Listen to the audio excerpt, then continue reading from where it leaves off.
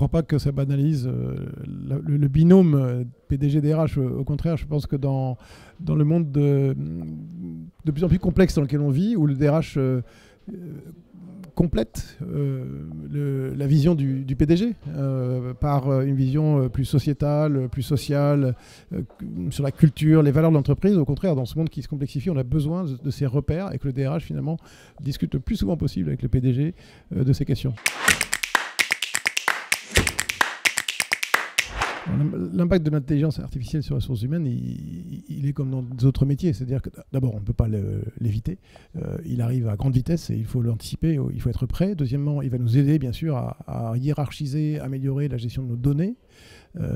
Et notamment pour un groupe comme Korian de 49 000 personnes, de mieux connaître nos talents, de savoir créer des parcours de promotion à l'intérieur de l'entreprise, parce que nous en offrons beaucoup, mais il faut que ces parcours soient pertinents, il faut repérer les compétences, repérer les talents, et là l'intelligence artificielle va nous aider. Et puis de manière plus pragmatique pour ce qui concerne Korian, nous sommes au début d'une histoire avec la construction d'un SIRH qui n'existait pas jusqu'ici, et bien sûr on va s'inspirer des meilleures pratiques et des startups d'IA pour la mise en place de ce système d'information RH.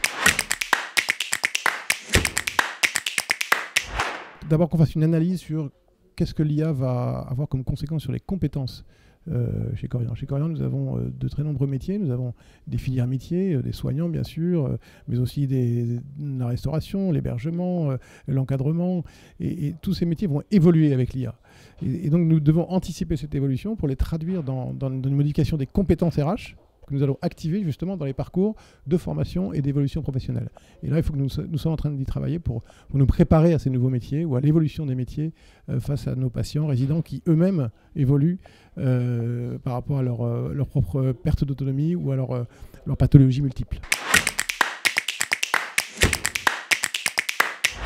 Une évolution majeure de nos métiers, ça va être l'hospitalisation à domicile, et donc tout ce qui est objets connectés, diagnostic à distance, télémédecine, pertinence du diagnostic, amélioration des soins par une meilleure prise en compte des données du patient. Du dossier du patient, mais aussi de la maladie. C'est fondamental. Donc cette exigence, cette nouvelle évolution business, entre guillemets, de nos métiers, se traduit immédiatement par des conséquences RH. Le politique RH doit s'adapter, notre appareil de formation et notre académie Korian doit prendre en compte cette évolution. Et donc, ça ne peut que renforcer la façon dont on travaille finement avec le PDG.